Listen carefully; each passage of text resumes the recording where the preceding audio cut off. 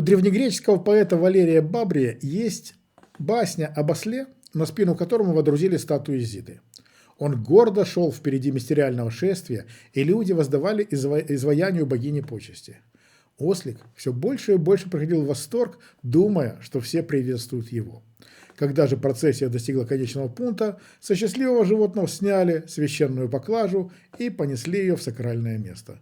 Толпа последовала за истуканом, ослик оказался у всех за спиной, всеми оставленный.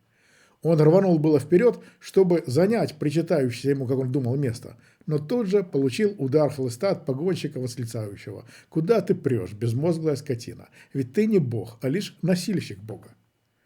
Человек был сотворен по образу Божьему, дабы быть представителем Творца в творении. Стоит ему индивидуально или корпоративно возомнить себя достойным божественного отношения, удар хлыста неизбежен.